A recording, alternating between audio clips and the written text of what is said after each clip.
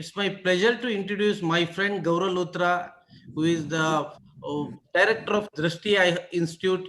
Also, he specialized in most of our eye surgery. You talk to him. His expertise in pediatric ophthalmology, expertise in keratoconus. I think he can do anything, most of the things in ophthalmology. Apart from his talent in the field of ophthalmology, he also uh, have got some of the positions in our field of in our branch. Like he's a chairman for ARC, IRSI. He's also president for Dehradun Ophthalmological Society, chairman of award committee, Uttarakhand Ophthalmic Society. He was we put her together as a member scientific committee, All India Ophthalmological Society, and also he's a member managing committee, All India Ophthalmological Society. The man who has done probably the highest number, few of the highest number in ICL, none other than Dr. Gaurav. We are eager to hear from him, and he'll be talking about phakic IOL implantation mishaps. Over to Gaurav. Thanks a lot, Dr. Kudlu. I don't deserve all that, but I'm so grateful to be invited by the scientific committee of AIOS, Dr. Partha, and all the members. And I'm grateful for this opportunity. And I'll share my screen. Thanks a lot, Dr. Kudlu, for accommodating me, Dr. Partha, Dr. Somashila. I apologize for breaking order here because I have to leave for another webinar, and I hate doing this. But uh, I hope my screen is now visible. So. Okay. So, first of all, I would like to say that while phakic IOLs, I've been doing them for almost 15 years now, and they are amazing. They are very safe to do. So please don't go back with the message thinking that lots of complications. But as they say, if a surgeon does surgery, he's bound to. If you drive a car on the road, you are bound to scratch it somewhere. So it always helps to learn how not to scratch it, and it always helps to know how you can preempt complications. I hope I'm audible clearly, Partha. Very Yes, good. yes, Gaurav. Thank Yes, you so much. absolutely. Thank you. So I'll quickly run through three, four of the common mistakes that we might make, which I've learned myself the hard way over the years. And this is one of the first things which I learned.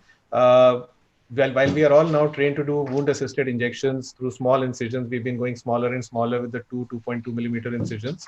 However, with ICLs, it is very, very important not to attempt wound-assisted injections at all. Sometimes you are going through a cataract list and you suddenly have a ICL patient, and subconsciously you just go ahead with a wound-assisted injection. Now, it's very important to have the right-sized incision. Many times our assistant will forget and give you the smaller blade, but we have separate blades in different sets for the ICL. It's best to use, I use a 2.8, but it's good to start with 3.5 and maybe, subsequently graduate to 3 or 2.8. For me now, 2.8 works well. It's important to get the tip of the cartridge inside the inner lip of the wound. If you don't have that, your ICL may get stuck, or you may have an aborted injection and the ICL may open up outside. This is what can happen sometimes. And uh, this shows another instance where we were trying to inject the ICL. Of course, the loading is straightforward. Now here again, we were trying to inject. Counter pressure with the left hand is very, very important, and making sure that sometimes if the patient moves under topical anesthesia, your tip may get disengaged from the incision. So you have to use counter pressure very nicely. So this was another very old video which I pulled out where the ICL got stuck and we were in a bit of a situation. And it's always tough because these ICLs are very thin. So, trying to get it out or get it in with a forceps can end up damaging the ICL. Here we were attempting to push it in and then see if it gets damaged, then we could, probably remove it. But with lot of patience and over almost 10 minutes, we managed to get this ICL, into the eye, and luckily we could retain it. But you are not always lucky, and sometimes the ICL will get damaged and you may have to then explant it. And avoiding this situation is the best. So, no wound assisted injections is the take home message from these two slides. Now, ICLs, as I said, we can always do better with slightly bigger incisions. And sometimes these incisions, once you push the ICL in, unlike the small 2.2 incisions, the 3 incisions can occasionally be leaky. 99.9% they are not. But it always makes sense to check. And if they are leaky and you don't want to suture them because you don't want to induce astigmatism, you can quickly do this supraincisional pocket, which I love to do with my pediatric cataracts and some of these leaky incisions. So rather than struggling in trying to seal the wound, you can just make a small pocket just above your main incision and see that my infusion is on with the left hand, and yet there is no leak. It takes just few seconds and it works almost every time. So I think this is another thing which I sometimes end up using if I have a leaky tunnel, which is very rare with ICLs. So again, not the take home message that ICL tunnels will leak. Now, coming to another situation where sometimes you will have ICL which will try to open up upside down, so you can try your best, because if you watch the holes on the ICL and you're careful with your injection, this does not happen. But sometimes if you, while loading, you've not been careful and the ICL twisted inside the cartridge and you didn't watch for the three holes to be aligned in the cartridge, you may get this situation where the ICL can twist while being injected, and then you can always just pull it out of the incision like that, and you can again implant that ICL carefully. Now you'll see here that I'm doing a special wound assisted. I mean, I'm doing my cartridge tip is well inside, and I'm just making sure that it opens up the right side now. And then of course it should not be difficult. Once bitten, twice shy. I got this patient referred, another situation, and patient had an ICL done elsewhere with both eyes. And one eye, of course, was doing well. The second eye looked like this. I was suspicious of what's going on. I looked like that. There was a big PI, and had been operated by another friend of, colleague. And this is how the OCT looks. Obviously, you can make out that this ICL has been implanted upside down, and it obviously has to be explanted as soon as possible. So I told the patient that you need an explant. However, the patient went back and the surgeon said, no, your ICL is fine. And, he was not ready to explant it. I almost had half a mind to call him up and tell him that please do it. Otherwise, I'll do it myself. However, the patient came back after a week saying that I've got my ICL explanted. But this is what it looked like. The capsule was ruptured in the middle and there was a big ring-shaped, fibrotic anterior capsule. So, we had to then, of course, go ahead with the cataract surgery, and, it becomes a complicated situation. So best thing is to be sure to watch the vault on day one. We do an OCT, anti-segment OCT, for all our patients on day one post-op. Obviously, you can see it on the slit lamp. You don't have to do an OCT to see that. And be very, very sure, just like in the previous talk we heard and we'll hear in the talks ahead, to watch for the vault of the ICL.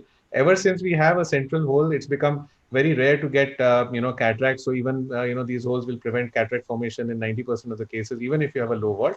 But in upside down ICL is a total contraindication. Coming to my last case for today, there was this patient who was a 25-year-old male with these pars, and he had a cornea which was not very good for.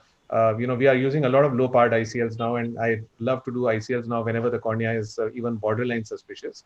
So we went ahead with the first eye of this patient, and after that, it was an uneventful surgery completely. And after we managed to do the first eye well, when we went with the second eye, again an uneventful surgery, but on post-op day one for the second eye, which was done under topical anesthesia, the patient presented with severe pain in the morning. He was operated the previous evening at about 7 or 8 o'clock under topical anesthesia, totally uneventful surgery.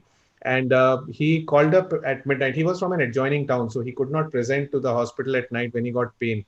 He had been given Diamox post-op, and the routine regimen and everything had been done, the way I have been doing for so many years. But he came with severe pain, and it was almost like a panophthalmitis kind of a situation. Of course, his vision was 6/9, but his pressure was 70 millimeters, and there was diffuse 360 degrees, retrobulbar hemorrhage kind of a situation. And there was significant proptosis, and you can see the lid, how it was looking. He had 6 or 7 episodes of forceful vomiting the previous night. Now, in my whole career, where I would have probably done not as many as Dr. Kudlu thinks, but maybe about 500-600 ICLs or a little more than that, I've never seen anything like this. And moreover, with topical anesthesia, we were not expecting. The first eye had been uneventful. So when we looked at him on the OCT, the vault was 568, as you can see here, but you can also see in the anterior chamber, some kind of inflammatory debris is visible. And we immediately managed him with mannitol, but it didn't help. He got 2 tablets of Diamoxstat, and he was started on topical medication. After a couple of hours, when nothing was helping, we did a burp of the AC, hoping that, maybe if it is because of some viscoelastic residue. I went back and looked at my video. We record all surgeries. So I went back and looked at my video. The video surgery had been done exactly the same way as I would do everything, every patient. We had done a meticulous removal of the viscoelastic. So we ruled out that there should be anything over there. I was not in a rush for this surgery. On day 2, after the burp, the pressure had obviously come down to about 30. And we were hoping that we'll medically manage the patient.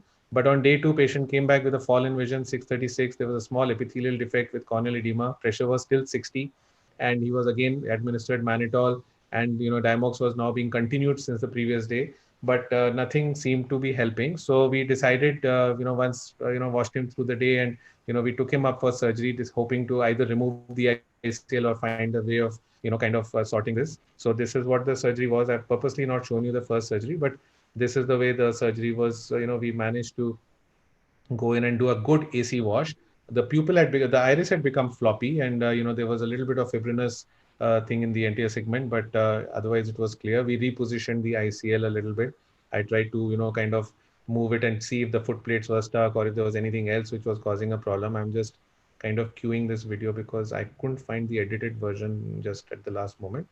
But we just went with, and then we stroked the iris and we tried to kind of go to the root of the iris and make sure that there is no, iris is not caught anywhere. We used intracameral pilocarpine to try and constrict the pupil. You can see that the iris is quite floppy there. And then after all attempts at, doing everything, we decided to retain the ICL for this time and made sure that the wound is sealed nicely. Now, post-op day one, this is how it looked. The vault had become a little lower, but the pupil was dilated, as you can obviously see over there. But the pressures had started to settle down, and the vault had now fallen to just about 263, and post-op at 1 week. And however, at 3 weeks, his vault came so far down, and we don't know why this happened, because the fellow eye continued to have the same sizing, same everything, and the vault remained absolutely fine. He recovered 6/9 vision, 6/18 unaided, and 6/9 with pinhole at this point. And so the change we've made in our surgery, and I'll just finish with this. We now do a hydroimplantation for all our ICL. This case is about 1 year back. So we do all the steps the same way as we would. But now we've started doing hydroimplantation in all our patients. You can see here we hold the left hand has the infusion, and the ICL is injected with no viscoelastic use is used at any point. It's made a tremendous difference to our surgical results. Patients are very, very comfortable, no post-op pain, no instances of patients complaining about our vaults are much, much more steady. They don't change much over a period of time. We don't see any inflammation. Post-op day one patients are absolutely healthy and fine. And positioning the foot plate and everything is also quite predictable. Now, I will not suggest that any beginner surgeon attempts this at all. But if you have an experience of, say, about 100 odd ICLs and you want to try this, you can, once you are very, very fluent with doing it under viscoelastic, because you have a clear lens right there. You don't want any complications or mishaps happening. But we have done now about 150 eyes with the hydroimplantation technique and found it very useful. So with that, I'll finish here and stop sharing my screen. And I hope I was able to make a point. Thank you so much, Gaurav. It is a fantastic presentation. Probably I also learned a lot of things, especially how you did the last case. I think so many things need to discuss. I think probably, if you don't mind, you may have to stay back for at least 2 to 3 minutes or up to 5 minutes, Of because course, I have 5-10 minutes, sir. No problem, because yeah, I have to be our on main another. discussions for today, of course, two giants are there, Professor Tithyal sir and also Dr. Ramurthy sir. I think they'll have a lot of questions to ask you. I think over to Tithyal sir. Definitely. No question to be asked, because he showed beautifully everything so clearly, and he explained also. I think as far as surgery is concerned, as he rightly said, it is simple surgery, but once things go wrong, it can be very, very troublesome for a surgeon and patient both. And most complications do occur if you don't pick up things getting in a undesired side on the table. If you pick up right in the beginning, you can prevent the complication happening, especially the ICL unfolding in a improper way. That can be prevented. And he rightly said you should not try to flip inside, take out the lens if it is inverse opening, and then put it again, because explantation of ICL is very, very simple technique. And towards the end, he rightly showed that people now are trying hydro implantation of ICLs. And I rightly said it should be done with experienced hands only. Because as far as I am concerned, I normally would do sodium hyaluronate 1%, which comes out as a bolus, and I maintains the chamber a quite stable way while implanting the ICL. And unfortunately, we don't have a long-term data of what is the effect of things which are happening inside in a clear lens. What is the impact of a fluid running over the clear lens? We don't know ultimately what is going to happen. What is the impact of these viscoelastic onto the anterior lens capsule and subsequent things? Though whatever experience we have for last more than a decade now, we have not seen any adverse effects of a viscoelastic also, except for a methyl cellulose. Sometimes it coats the lens from behind, and I've seen some methyl cellulose getting stuck onto the lens anterior capsule, and it looks like a cataract in the beginning, but it goes slowly off from the visual axis also. So we have to really see how much flow has to go inside, because the flow turbulence can also hit the lens capsule, and that has to be maintained in the right manner. So I think Gaurav can explain what is the pressure, bottle height, how much fluid Yes. goes inside. Sometimes if you have too much of fluid, your wound is not proper. The iris can come out from the wound area while trying to inject, and that can complicate the pupillary area. So Gaurav can explain that Yes. particular part. Thank you so much. I think that's one of the most important points because if you have a high bottle height, obviously all these things, as you said, will trouble us. The iris will start popping out. There will be a high flow situation. The things will get a little uncontrolled. I am currently doing at a bottle height of 40 or an IOP of say about 30, 35, and that's usually good enough. Unless, of course, you have to be fully prepared. Now, if you depress the wound and you are not able to block the wound with your tip of your cartridge, the chamber will suddenly shallow. Now that also is dangerous because you don't want a suddenly shallowing chamber. So you have to be meticulous with your infusion on, and as you enter the wound, if the whole tip occludes the occupies the whole incision, and you are blocking it, and you start injecting, your chamber will not shallow. The moment you start injecting, the chamber becomes nice and deep. And of course, at all points you have to be very careful. Now, suppose you abort the injection or you are kind of stuck in between, there's a huge problem. You can have a big situation over there, and you can actually get stuck with no viscoelastic in the eye. That's why I said, only if you are very experienced and comfortable with the injection, this can be done. But we've found a way of doing it. The biggest advantage we found was because after that case, we realized that such a horrendous complication is possible. Even if it happens 1 out of 1,000 patients, you don't want that to happen. We felt that the post-op IOP spikes, which happen because of viscoelastic, have been totally eliminated. We've actually done a study of about 100 odd eyes with hydroimplantation and compared them to 100 eyes with viscoimplantation at 3 to 4 hours post-op IOPs, and we found a significant difference in IOP spikes post-op with the hydroimplantation group. And we've been very happy. But yes, all comes with a word of caution, sir, as Dr. Tityal sir said. Gaurav, what about placing the ICL on the cartridge? Because the company recommends you have to coat the cartridge with the viscoelastic.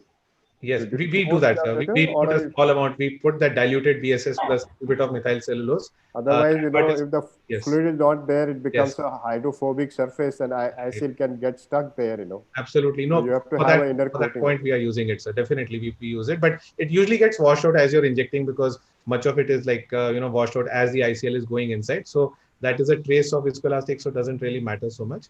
But Tetyal, may I add in a few words here with my experience on hydro insertions?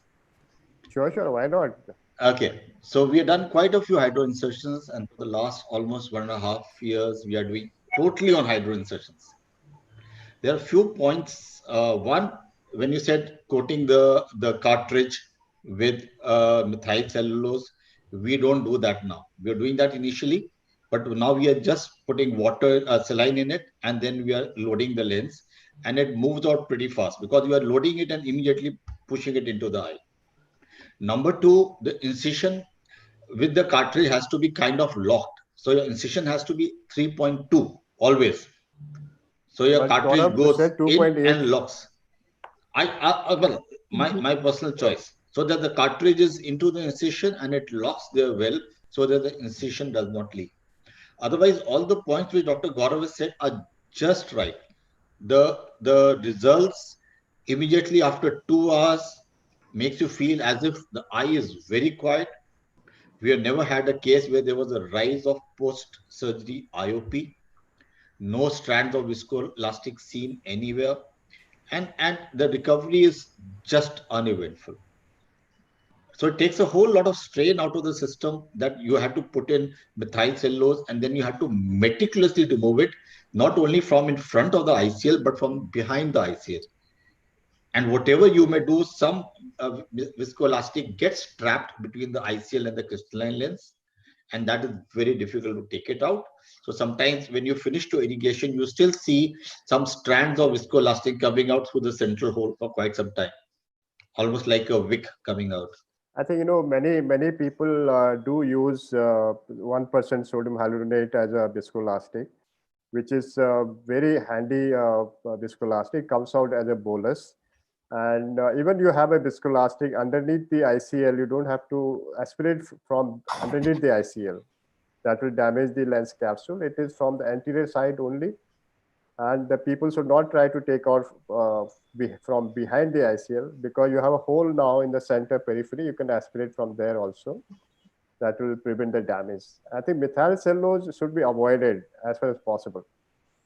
And sir, I don't want to give anybody this take-home message to start doing hydroimplantation, especially the beginners. It would be totally wrong, and I would feel dreadful if somebody goes and starts doing it like this without having a 200 You can have a ICL. massive problem sometimes. Yes, so I think the take-home Gaurav, message that's a should not be very nice message from you. And what will be your viscoelastic of choice if we, suggest the beginners?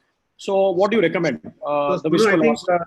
I think Sonu, as sir is saying, because we started off by being told that you must use methyl cellulose when ICL was first started, and they actually told us not to use sodium hyaluronate. But then studies came out which were proving that sodium hyaluronate works really well. And as sir has said, I think it's a great idea because sodium hyaluronate actually comes out in a bolus, and removing it is not difficult. So everything makes sense. And of course, I have not used it, but since I will trust sir's experience on sodium hyaluronate, and I would recommend probably sounds much better than methyl cellulose. Yeah.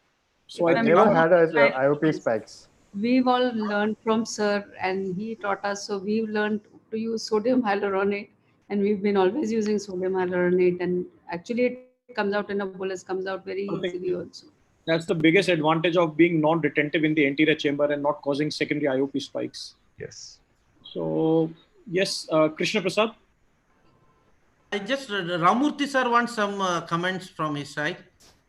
Yeah, I think Gaurav made a fairly good series of presentations and a good discussion that followed.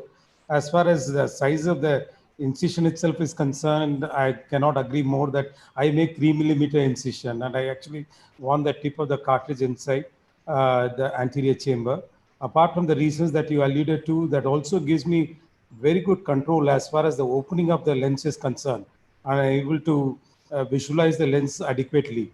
And as regarding the reverse opening of the ICL, it's important that we are constantly looking at the leading right haptic and make sure that the mark is over there. And just in case you are using an Indian phakic IOL, that would have a mark in the leading left haptic, and you have to be cognizant of the fact that these two things are a little different. And just in case it seems to be opening up in the wrong direction, by just a slight twist of your hand, you can usually make it open in the right direction.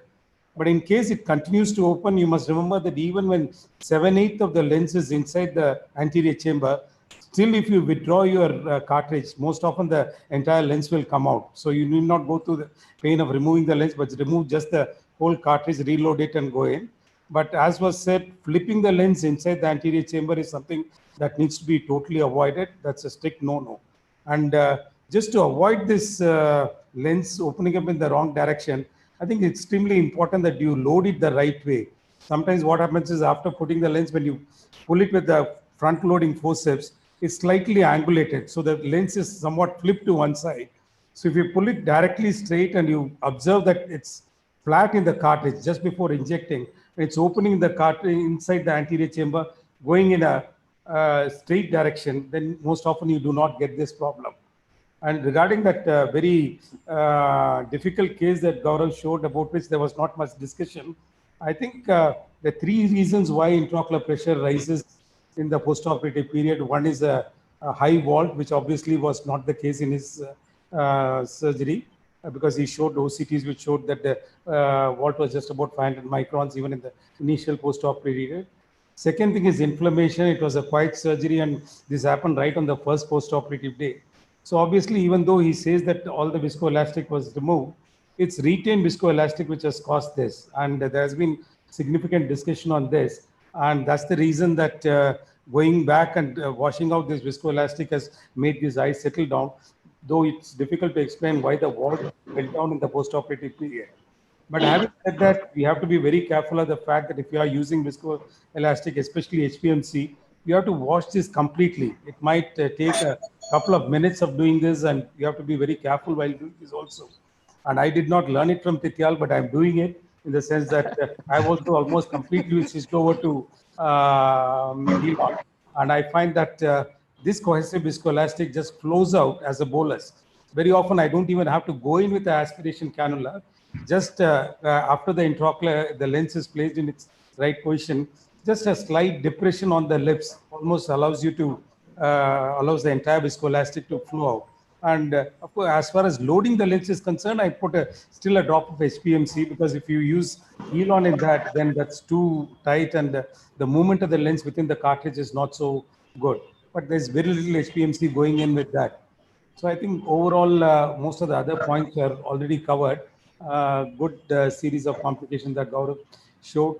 And most important aspect, maybe the take-home message would be an adequate incision, and then ensuring that good viscoelastic removal is done. And maybe you can resort to Healon. And of course, if you are very comfortable with the implantation of these lenses, hydroimplantation is a good way to go, because that entirely takes the equation of HPMC or Healon out of the equation. Thank you, sir. Can I ask one question, Dr. Kudlu? A quick comment. Hello? Yes, Yes, Dr. please, Purender. go ahead. Yes. Please.